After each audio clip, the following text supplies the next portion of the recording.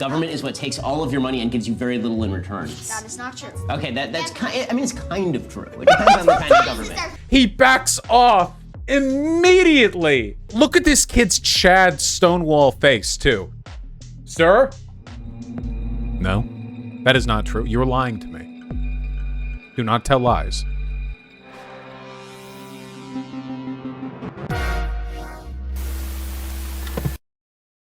As much as conservatives like to scream and screech and cry and whine and piss over the alleged indoctrination of young people from the left, it's always from the right at its most egregious and obvious, you know?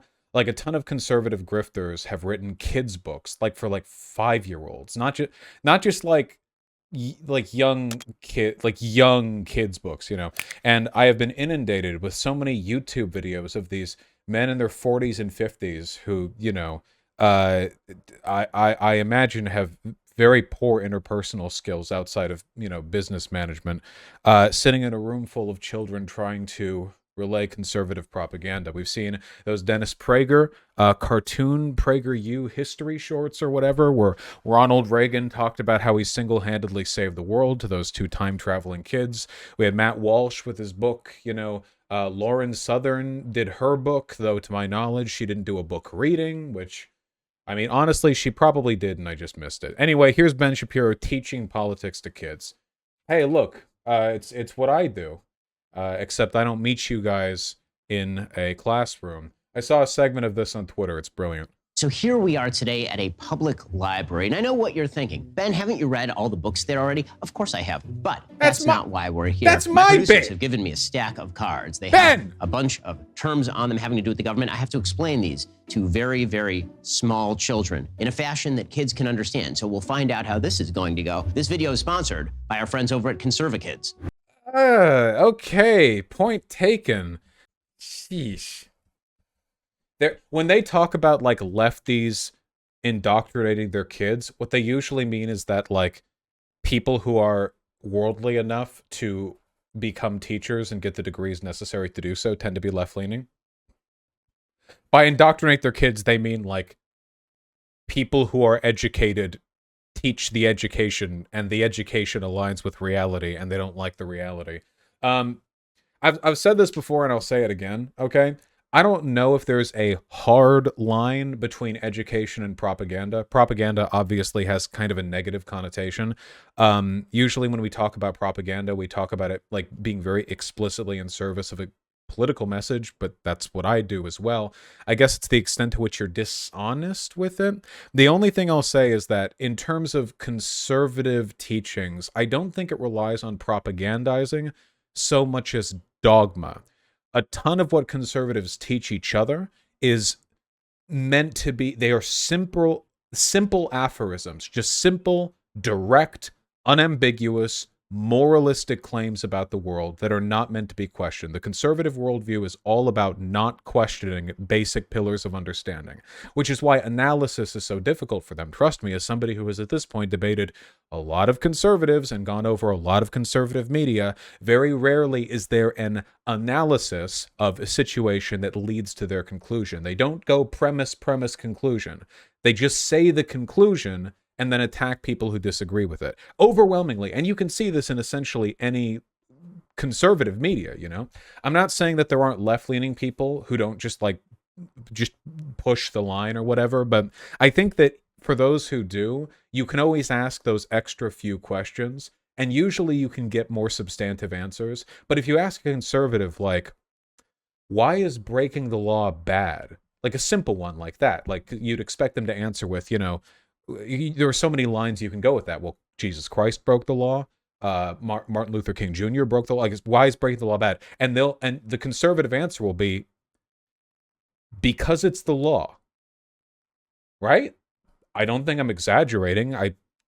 That's happened to me in conversations. It's not about how anything works. It's just dogma. So anyway, the reason I'm saying this is because dogma is most effective when applied to children. Children are not as good at critical thinking, which is why I say, having seen a portion of this on Twitter, it would be really embarrassing if any of the kids in this video rejected the dogma that Ben Shapiro pushed and forced him to back off of it. That would be very funny if that happened. Of course, I don't know if it happens. Who knows? All right. Hey guys, how's it going? Hi. Wow, Wow. you're very well-behaved children. All right, so I'm supposed to teach you about things today, so get ready. Yay? Yay? I've seen my mom look at him on Facebook. Okay. She said he was a very smart guy. Do you think he is? Well, now that I've met him, maybe. Freedom. Okay, freedom. Definition? Oh yeah, give me a definition, go for it. America. Definition of freedom's America. Okay, that's actually, okay, I kind of like that. I'm with you. America. Okay, so. America. Freedom is the... That's perfect, right? That's the line right there. That's the highest level thinking we're ever going to get, I think. Not the ability to do Hell yeah, whatever brother. you want. Freedom is the ability to make good choices and have those pay off. A lot of people What? think that freedom is you get to do what you want. So if you want to run into a tree, that's freedom. We're going out there. Yeah, exactly. You shouldn't eat people like that. You don't have freedom to eat people. Cannibalism is bad. I forgot what that's called. The funny thing is that the actual, like, reasonable definition of freedom, I mean, if you want to go with negative freedom, it's the freedom to do what you want, and with positive freedom, it's the freedom, to act on your will, is pretty simple.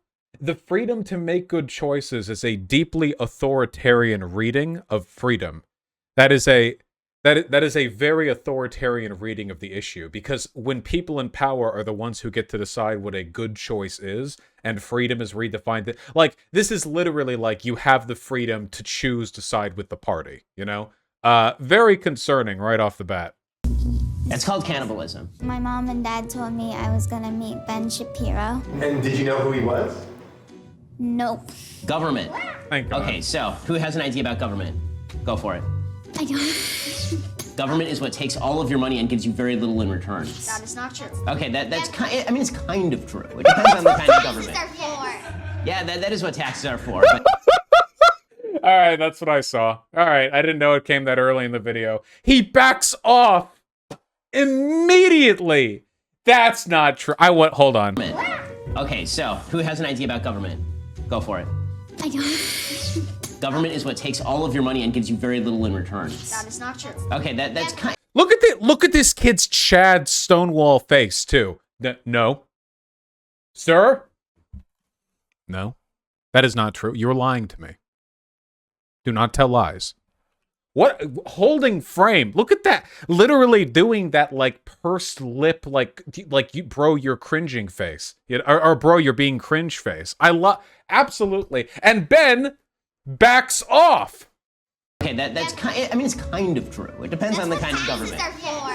Yeah, that is what taxes are for, but taxes are theft, children. The reality is that government is necessary so that people don't hurt each other, so that people don't murder each other. Right, so people don't eat people. That's right. Yes. You do need a government to prevent people from eating. By the way, if you ever do go to a room full of kids and define government as the bad thing that takes your money and gives you nothing in return, I think it should be legal to club you.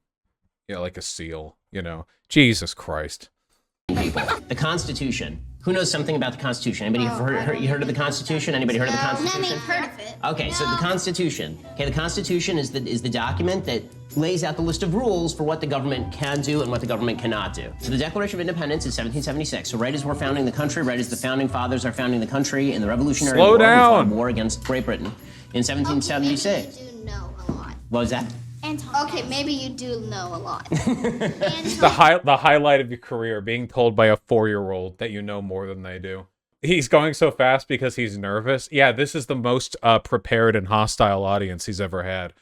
Fast. Yeah, I do talk fast. But you guys can keep up. You're young. I do run pretty fast. I'm sure you do. Let me tell you, I don't worry about talking too fast with kids because my kids wipe me out. My kids tire me out. Okay, the president. Do you think if they all stood up, all the kids, there'd be any way to tell them apart? Okay. Who knows who the president is right now? Biden. Yeah. Joe Biden. That's right. Unfortunately, Joe Biden. I'm with you. Unfortunately, Joe Biden. Yeah, unfortunately, Joe Biden. Yeah, I know. Trump, he is the best. He was best. So, given the fact that one of these kids was asked or it offered the information. Okay, 2 pointers. First of all, this doesn't seem to be a book reading, and second of all, these kids were brought here by their parents. These are all, like, Trumper kids, right? Like, no left-leaning parent would ever be like, yeah, I'll just leave my 4-year-old with Ben Shapiro. So, like, so these are all, like, conservative kids. So, realistically, you know, these kids, not 100% of the time, but a lot of them, we're probably going to end up being conservative no matter what, because there does tend to be a pretty strong, you know, hereditary element to political belief. Yeah, I don't know. Deeply sad. Do you think the kids could take him if they all rushed him? Now, that's what we should be focusing on for this video. Listen, are they bloodlusted? That's when you're talking about who fights who. The bloodlust is when they fight with the warrior spirit, okay? I think they could do it. Yeah. Don't insult the president because he will come and attack you. Whoa! Personally. True! Joe Biden. Taxes. Okay, do you guys like taxes? No malarkey, Joe. Just coming down to your house.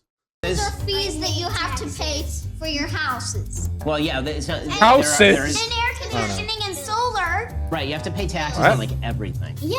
Like, everything. Except Electricity. not on your income in Florida, because Florida's amazing. Right, so taxes are, the government takes a part of the money that you spend, or the money that you earn, or the property value of your house. Spend it on useless stuff. What about debt? Mostly, yes. I mean, they're supposed to spend it on things like the police. They're not supposed to spend it. Libertarian Ben Shapiro. The first thing that he thinks of is the police. It is fitting, though, because Ben Shapiro is probably smart enough to recognize the only function of the government that libertarians want to preserve are those that maintain the property rights that allow the wealthy and powerful to stay wealthy and powerful. Because if you had no government, all of a sudden you have, 400 factory workers and one factory owner. That is a very quick fight. That you don't need bloodlust to settle that one. But add in billions of dollars being spent on police, and all of a sudden you have your legal system, the court system, what have you, and you legitimize all these systems. Property law. It's not good. It's not good. But that's what libertarians want to preserve. That's the reason why when people say they're libertarian but they defend the cops, there's not actually an ideological inconsistency there. You make fun of them because, they LARP at being anti-authoritarian, anti-government, but they support the most violent element of the government. But in reality, the violence they want the government to stop inflicting on them is taxation and regulating factories to not let them dump pollutants into the river and ground soil. They don't give a damn about the existence of police because that institution, the police, is what allows the wealthy to maintain their wealth. In a system free of law, where it genuinely is free-for-all, one body is one body. And Elon Musk's flabby, pale, $200 billion body is, as it turns out, significantly less impressive than the proletarian fist, superhero leader of the masses, 6'3", muscular, tanned,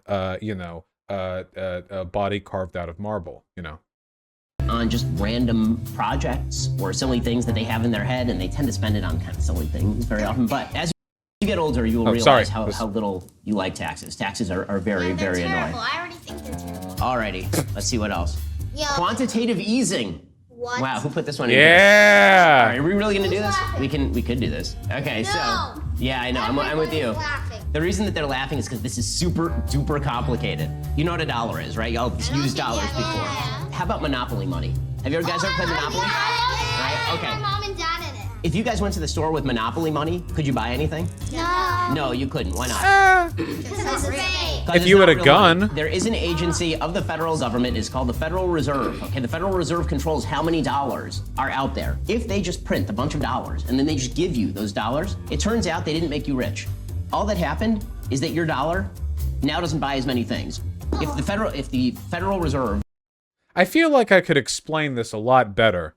If the Federal Reserve printed 100 billion and then gave me the 100 billion, there would be some inflation, but I would also be much richer. He's not explaining it right. Really? just makes $1,000 and gives it to you and gives it to everybody, you can't buy an ice cream bar with $1 anymore. Now the ice cream bar is going to cost like $1,000. No, that's what quantitative easing is. Can you explain to me the concept of quantitative easing? Go. I for that. So guys, you just learned more than you will. That's not even what quantitative easing is. That's not. He just talked about like inflation, not the whole like stimulating the economy by buying securities. Okay. In all of college about how the government works.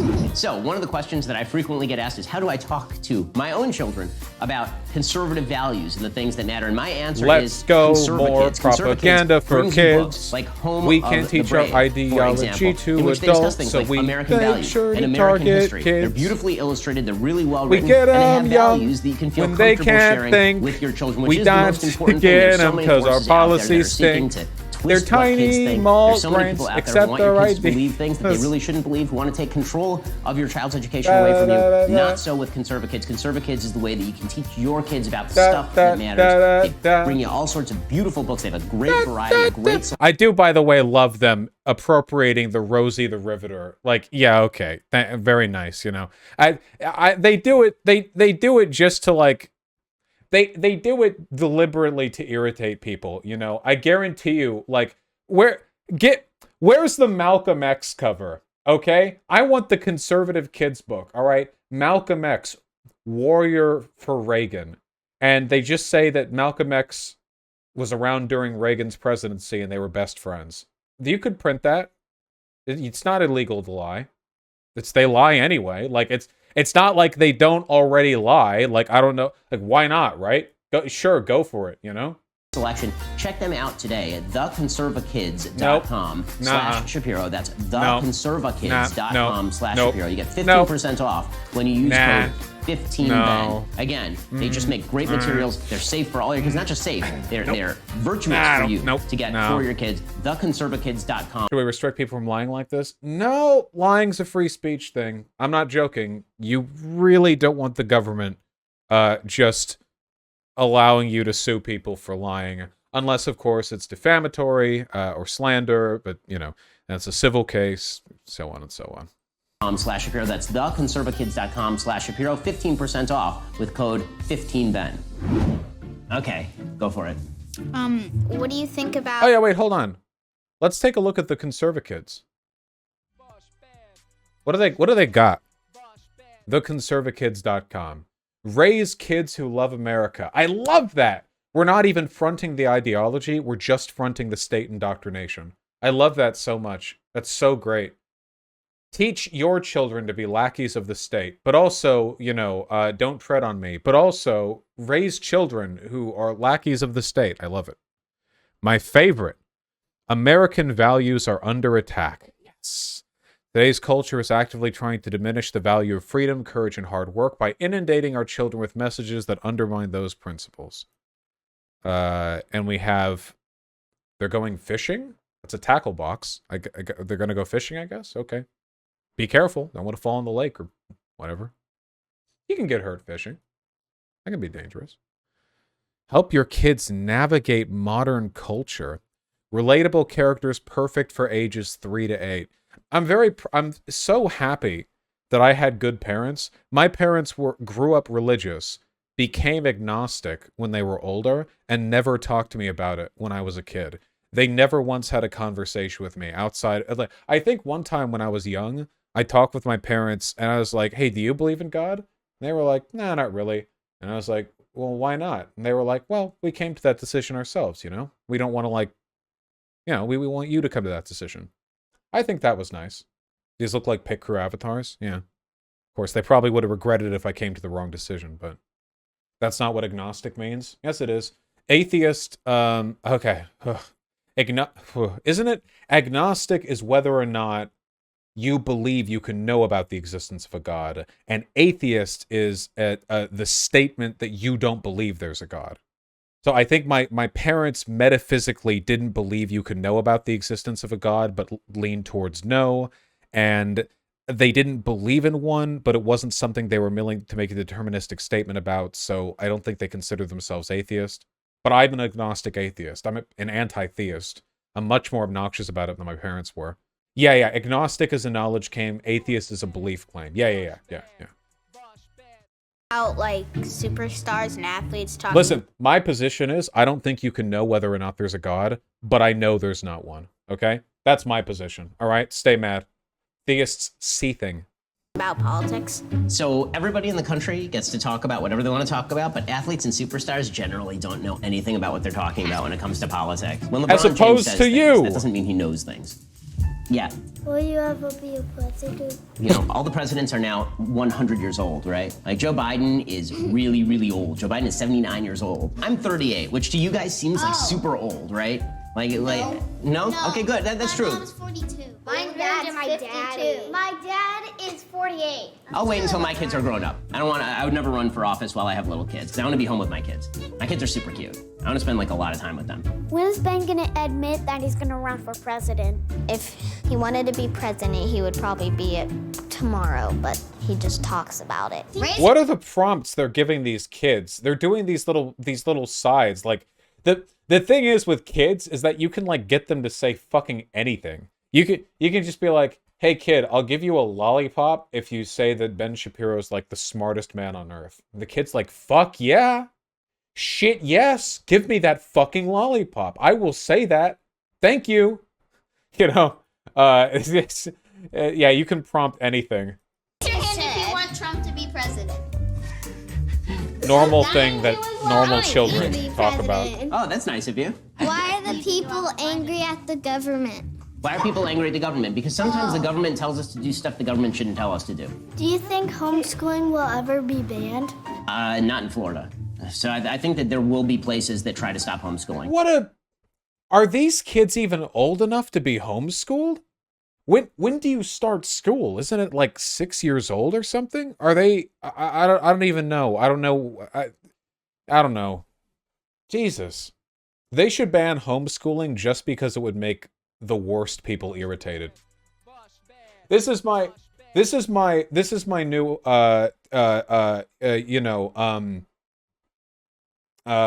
what's his name? The guy who I said should die in a CIA black site because it would be funny on Twitter. Oh, Assange, my new Julian Assange take. Okay, thank you. It's that anyone who has ever even looked up the process of homeschooling their children should have CPS take their kids away. Why? I think it would be funny. I don't care about the consequences. It's not a utilitarian thing. I just think it would be very funny. I've had people talk to me saying, you know, homeschooling isn't just something that psychotic fundamentalist Christians do to shelter their children from education on sex and gender. But I still think that's probably it. I still feel like that's probably like the main part of it. I don't know. It's a feeling that I've got. I don't need data. It's a feeling. I've got the feeling. My sister's choosing to homeschool for exactly that. Well, I'm pretty sure that's like the main...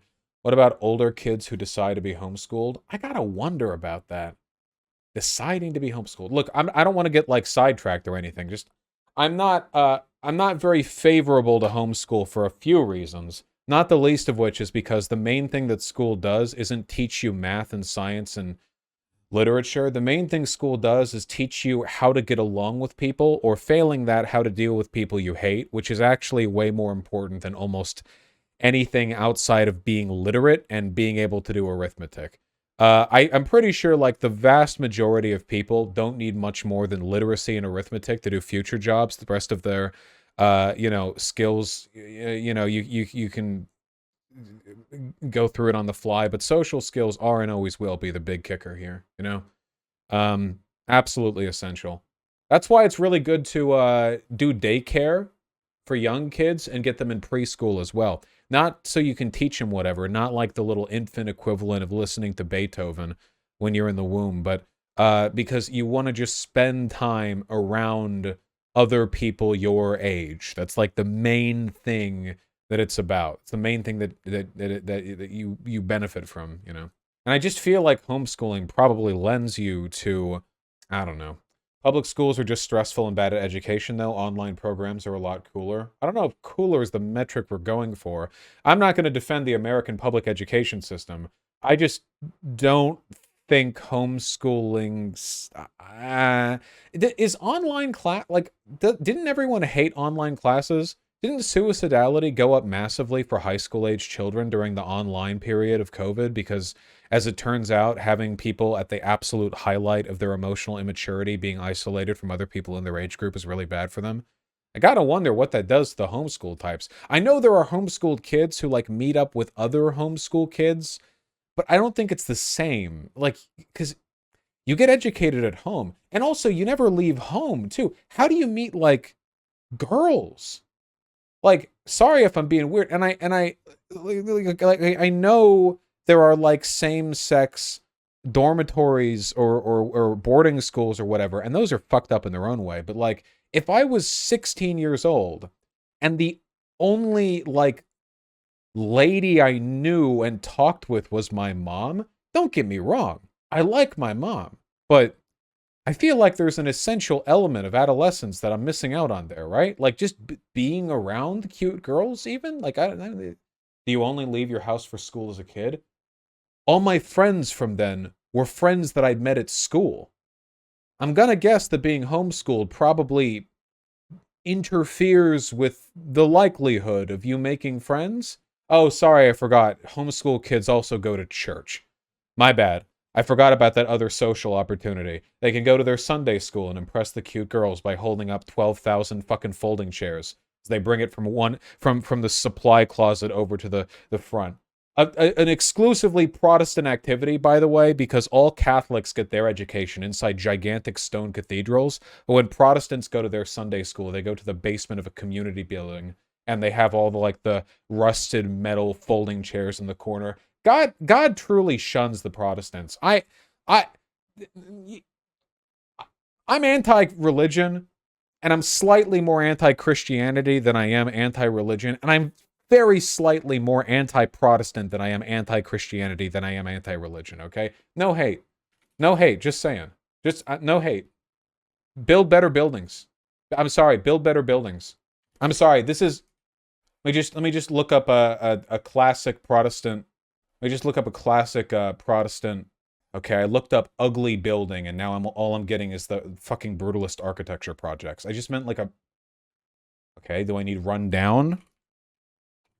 The joke fails that this takes too long, so now I'm just trying to find a picture that looks like it captures the essence of a Protestant church. Maybe I'll just Google Protestant church. Maybe the solution was that simple. Oh wait, hold on. Versus Catholic church. Hold on.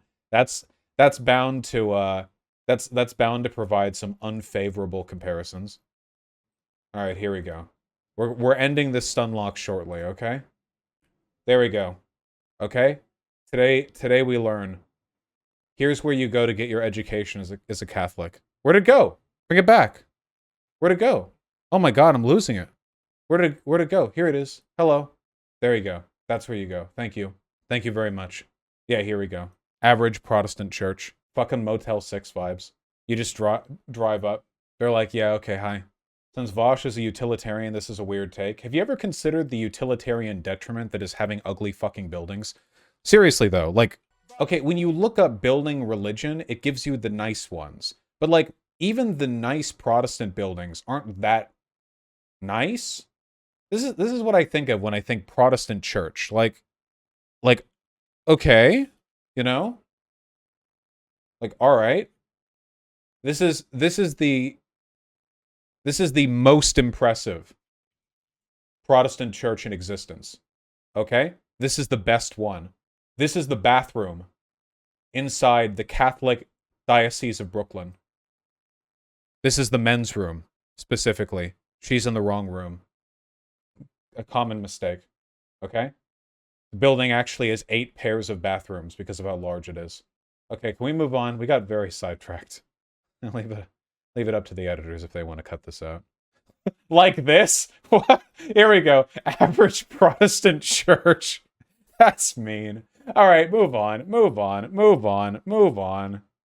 It's obvious that Vosh has never seen a Protestant megachurch before. Oh, those are the ugliest ones, though. You mean the stadiums where you watch some, like, bloviating fuck who's worth $500 million scream about how giving him money will bring you closer to Christ? Yeah, the mega church is real, by the way. I think John Oliver has a bit in it that's probably worth watching. It's literally just a stadium. The pastor is on their, like, Megamax TV at the top, and there are 10,000 people in here. And the guy literally, like, his proselytizing is half, like, prosperity gospel, which is if you give him money, you're closer to Christ. That's not a joke. This is worse than anything the Catholics ever did to any group of people in history. All right, moving on. That's not true. Don't cancel me. That's not, oh God, and it's a Ben Shapiro thing. Oh God. That's not true. They did worse things to the Jews. Just... I come from a state called California, where monsters roam the streets and garbage is strewn everywhere. It's a horror-scape. No, I'm joking. They don't actually have real monsters, but it's a really poorly... Okay, this is faster than it... Okay. The way that they run the state is really bad. So they have lots of crime, they have high taxes. Like you think. That was a non-denominational church. That shit wasn't Catholic, okay? Non-denominational. Doesn't that always mean Protestant? Catholics don't do non-denominational, do they? Catholics go to Catholic churches, right? Do they? I'm pretty sure Catholics don't frequent because Protestants made like 50. All the Chad Catholics are like, yeah, you know, we the Holy See, we worship, you know, we worship Christ and we follow the Holy See.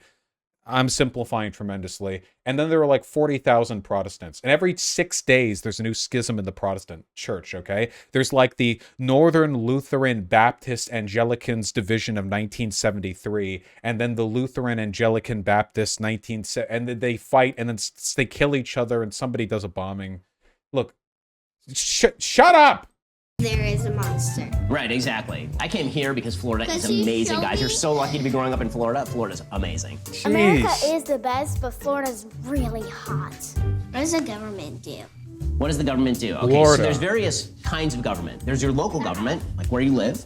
And then there's the state government, like the state of Florida, and then there's the federal government. They all do different things. So your local government, they do the police and they do the firefighting. Okay, then there's the state government. The state government decides, for example, how money goes to your local public school, for example, or how taxes get paid and how roads get made and all of that. Then there's the federal government. The federal government, the Constitution says what the federal government can do. Make sure that there's an army and a navy and an air force and that they are able to protect us against people who would want to attack the United States. That's the biggest thing the federal government does. Yeah. Do you think Biden actually follows? Once again, his assessment of government, you know, expenditure differs primarily towards the military and police. That's the main thing that his mind goes to. Libertarian, anti-authoritarian. Let's go. His own law? I think that Biden kind of makes up the rules as he goes. I don't think, unfortunately, he cares very much about the rules for being president. This guy supported Trump! And then he hopes that nobody stops him, which is not a very good way of being president. And that's why the founders were really smart. The founders created a system where there are people who can stop you if you break the rules, which is really important. Do you think China purposefully caused a pandemic? I think that China purposefully covered up a pandemic. It probably started in a laboratory in China, and then it got released, and then... What'd he say? What he was told to say. They pretended that it was not their fault, and they didn't know what was going on, and they lied a lot, and then it got out and killed a lot of people. Do you think this... Well, COVID... China did cover up and lie about a ton of COVID stuff. Like, we know that, but it was case numbers. I don't think any definitive evidence has come out about the lab leak. At the end of the day, it doesn't really matter, does it? The Supreme Court will overturn Roe versus Wade? Wow. I think the Supreme Court will not overturn Roe versus Wade, unfortunately. I have a feeling that the Supreme Court is going to change the rules of Roe versus Wade, but that doesn't mean they're going to throw it out completely. They're going to do what they always do, and they're going to be confusing about it. Who is your favorite Democrat? Wow, that is a difficult question. I know, right? A Democrat who's alive? Bernie Sanders. Right now, Joe Manchin. Senator Joe Manchin from West Virginia is my... Joe, it's on site, Joe. It's on site. I'll tell you that I dislike you. Politicians. Current favorite Democrat. He's preventing Joe Biden from doing a lot of bad things. Do you think we can have a stable government again? I mean, I think that the government is still pretty stable, is the truth. We should be grateful to live in a country where the government is this stable. The truth is that if you look at history and if you look at all other countries, there are a lot of countries that really don't have a stable government, and it's really difficult. We're so lucky to live in this country. We really are. So as much as we have problems here in the United States, this is still a fabulous, fabulous country, and we should all really be grateful to live here. And that I guess is the thing that I would say to all you guys. You're gonna live like for a super long time, and you're gonna get to see all sorts of amazing... Yeah, the reason he asked who his favorite Democrat was, alive or dead, is because he was wondering if he could get away with naming any before the parties switched. He was thinking of, Woodrow Wilson. He was going back a little while. Woodrow was a Democrat, right? I actually don't He would have had to be, yeah? He would have had to be, yeah, of course. He was racist? Yeah, well, the Democrats were racist. And the Democrats are racist. But they have recently been beaten at the racism game by the Republicans. So, in the ongoing chess match of racism, right now, the Republicans are definitely on the front foot, but the game continues. Amazing things happen in the country. And the most important thing to remember is the harder you work, the better your life is going to be. The better the decisions you make, the more responsible you are, the more you help other people, the better your life is going to be. In this country, which is the best country in the world, if you make great decisions, you're going to have an unbelievably awesome life. You're going to make a huge difference in the world, and you can make... So I think this is an interesting...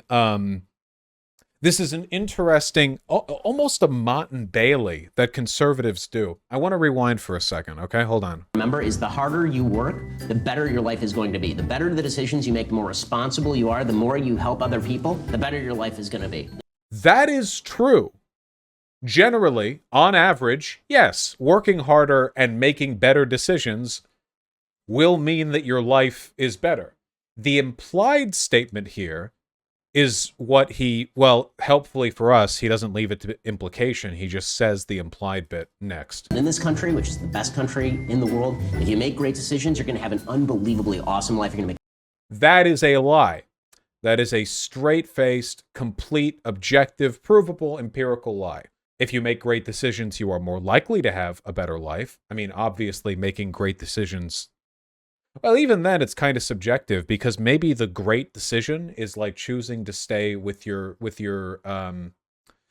kids, you know? Like, maybe the best decision you could make for your financial well-being would be to, like, ditch a family and to, like, go, you know, be on your Sigma male grind set, and the most morally and, you know, personal well-being oriented decision you could make would be to stay with the family, live a life of poor honor, you know, austerity and goodwill. Whether or not a decision is good is, well, kind of a subjective one. Really depends on what you're going for. Anyway, this is the problem, okay? And I feel like lefties mess this up too. It is true that trying harder and making an effort to make better decisions will increase the likelihood of living a good life. I don't like it when lefties deny that, because it gives the impression that we're all work shite, you know, that we are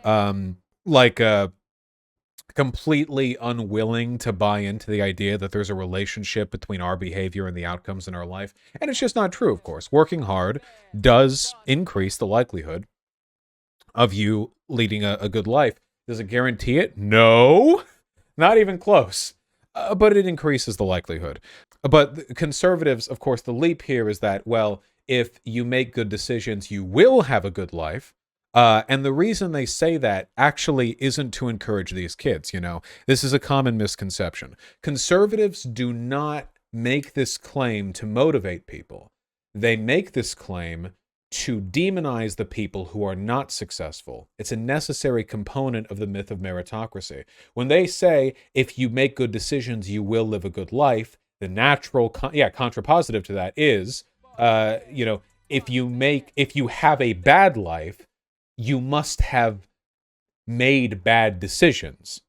AKA, poor people are lazy, poor people are stupid, and that runs back to the SNAP discussion we were having earlier, where a lot of people treat poverty as a symptom of stupidity. Not that poverty causes problems, but rather poverty is a product of problems, and many of those problems are just ingrained elements of a person's psyche or intelligence or disposition.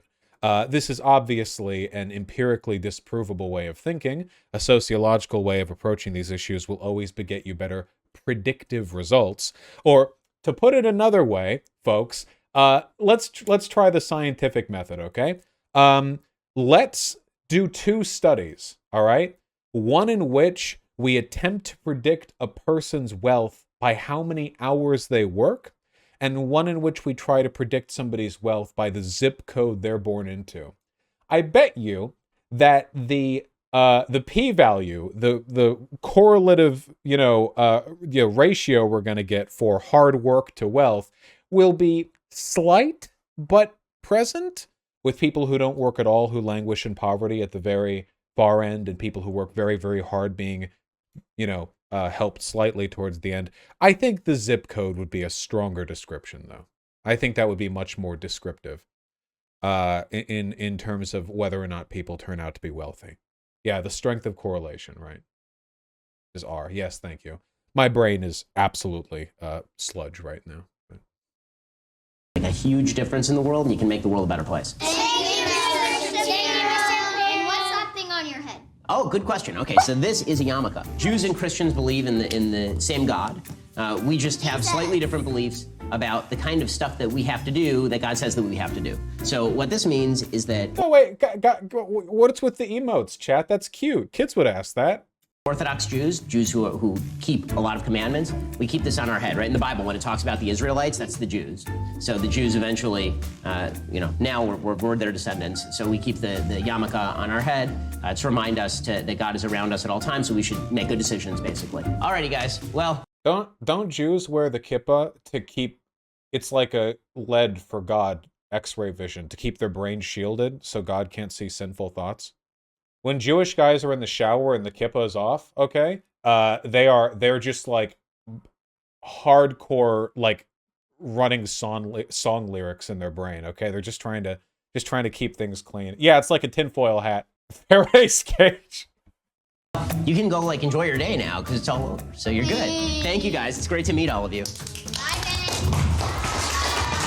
If you want to take some of these kids home, Unironically kind of anti-Semitic, only if you're the kind of cucked bitch who thinks that any kind of light joke about Jewishness is any different from light joke. I literally just spent 20 minutes making fun of Protestants. Do you think there's some fundamental difference there? Well, you can go enjoy your day now because it's all over. So you're good. Thank you, guys. It's great to meet all of you. if you want to take some of these kids home. I have 3 of my own. Okay. So more children in my house. No, they've got parents. I feel like their parents should keep them. Which is tougher, talking to kids about government or explaining government to Democrats? Oh, by far, it's more difficult to explain government to Democrats because they're so certain about the things. Really?